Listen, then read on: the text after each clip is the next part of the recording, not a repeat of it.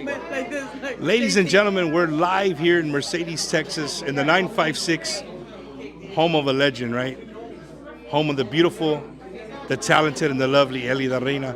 And we were lucky enough to get invited down here amongst a bunch of awesome people in radio, entertainment, record labels, to come to the press conference where Elida Reyna and her husband Lalo have just announced that 2025 is it. That's it. So 2025, they'll be coming to a city near you. So that's where you're gonna want to be. Wherever you go and see your concerts. If you know your promoters, let them know now that they're only coming to a city. I think they said, Eddie, they're not gonna do any clubs, right? It's going to be all big venues. It's going to be big venues and festivals, stuff like Vegas. I think they already confirmed Vegas for next year for the Vegas Tejano Convention. Elida will be having her farewell tour there. She's adding, super cool, she's adding Christina. If you don't know Christina sang for many years for Jimmy Gonzalez y Grupo Más. She's going to be singing with her on the 2025 tour, so that should be pretty cool. They're adding some other things to the show, right? Because they're going to be really focused on the show, not so much the dancing and stuff like that. So it's going to be super awesome. But again, we're live here in Mercedes, Texas, at this beautiful Casa de Reina. If you guys have never checked it out, cool little spot right here in downtown Mercedes, here in the 956. Me and Eddie, the producer, we left early this morning from San Antonio to make our way down here to be here for this special day. You know, sometimes when you hear about these things, it's like, I don't know if I'll go. It's kind of far, but when you get a personal invite from Lalo and how important it is to him and the long conversations I've had with him, me and Eddie had to be here. So super excited to be here. We're waiting in line to get our interview with Elida, so you guys can hang out with us. We'll see. As we're waiting, let's go talk to Lalo. Yeah, we'll just put him on the spot. Hey Lalo, how you doing? We're live on Facebook. I just gave him the whole intro on why we're here. I didn't tell Eddie till last night. Like literally after the show, I told Eddie like, hey, we gotta go to the Valley. But how'd you do it, dude? Like, were you scared that it was gonna get leaked out? Yeah. So the first thing I did, just real quick, I reached out to the promoters to sort of lock in some of the shows that I would assume would go first, some of the bigger markets, right? And then I started reading out to radio, to social media, podcasters, and just making sure that we were all on the same page. And I just thought it was to everybody's benefit if we just kept it under wraps until we announced. Yeah. You know, I think it would benefit the cause and the interaction that we had yesterday. It was awesome, you know, and that's kind of what we wanted, you know, just to make sure that it, if possible, it didn't leak out. You know, every day sometimes I'd open up my Facebook like, oh man, I just hope, you know, but after a while you just get so busy and you kind of forget. But I appreciate everybody that I told and didn't say anything. Yeah, for sure. You know, it's true friendship right there. I told my wife, so I'll just come clear. I did tell my wife. She's the only person that I told.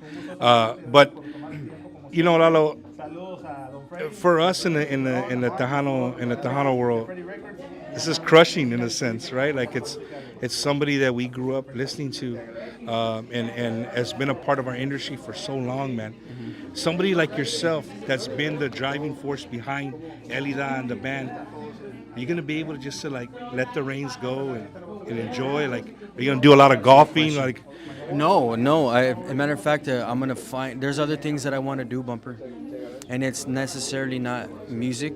Now, I've had already discussions with a couple of people. I don't want to say too much yet, but I've had a couple of discussions about not necessarily producing a full album, but just balancing, you know, some basic arrangements with certain artists, and they're big artists. This is big, right? So I'm just keeping it under wraps because I don't want to. One, you don't want to jinx it. I don't want to jinx it. I don't want to, you know. But what I want to do in the future is it's away from music, right? But once you see it, you'll know. It's further down. My focus right now is like she keeps saying. My focus right now is the tour, because there's a lot of work. This took me 4 months. The last 2 days was 4 months of work, lining up everything, all media, everything that whether it's the artwork or all the little small things that matter, right? It took me 4 months. It looks awesome. Thank you, I appreciate it. And so now, it's looking like the first shows are probably going to be like in February. So now I got to get the set together. I got to get everything that we're going to pull with us. I already got my road crews, like, it's going to be on another level, right? The bands we're hiring now, we want to hire mariachis where we can. So it's going to be a show that we want people to remember, right? Obviously, because it's not just going to be any ordinary show. It's going to be the last one in every city. Now I am concerned how she's going to be in every city, and I don't know if you heard us, but we want to do like a meet and greet before the shows now, as opposed to her signing for 2 hours after the show. It's kind of weird if you do a farewell and then you're signing for 2 hours. So we want to do a meet and greet before the show, and you'll get a personalized VIP shirt, cap, whatever else we throw, and of course the picture with Elida and a greeting or whatever it is before every show. That's the plan. That's awesome, man. Well, I heard you say and vintage, like some of those, the platinum record, the gold record, we want to do merch with those images, with those logos, and have a vintage section at the merch booth.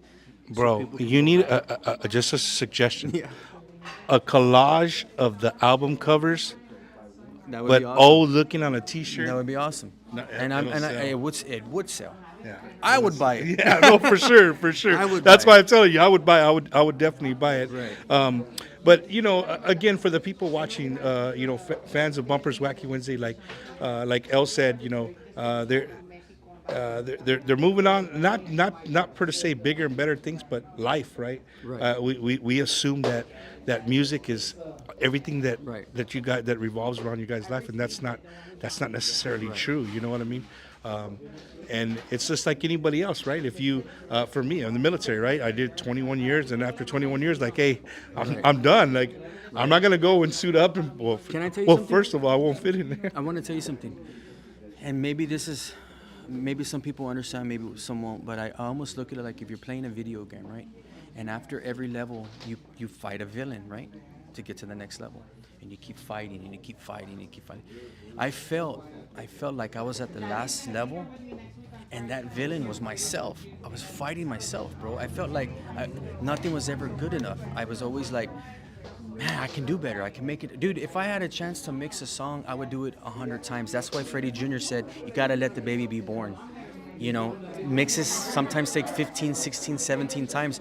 For the average person, the average ear is never going to know what I'm doing. But I'm just never content. And I'm not a perfectionist because I've never done anything perfect.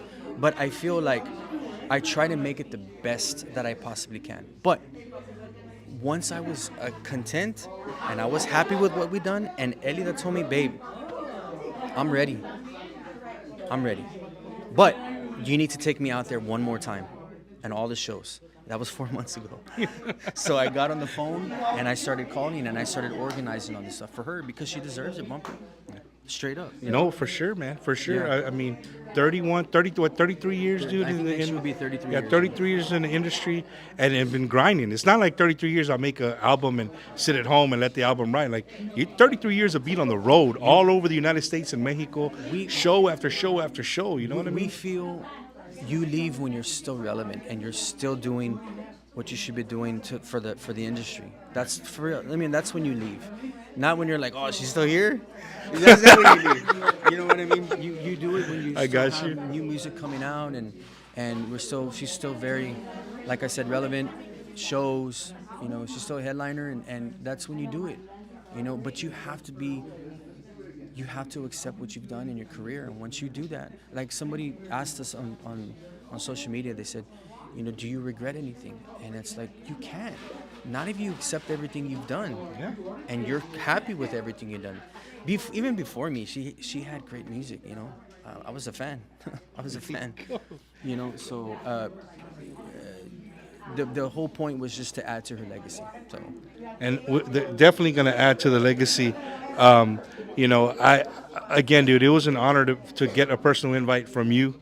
And I know you're really good. You and Elle are really close friends with Eddie and Laura. But when you called me and told me, I was like, yeah, man, we'll be course. there because Eddie does a big portion of what we're trying to promote. On our platform. But if I don't ever get the chance, because I know you're going to be running 100 miles an hour from here until December of next year. Right. But dude, thank you for your friendship, brother, and Thank you for everything you do, bro. and For sure. and thank you, bro, for allowing us to get this.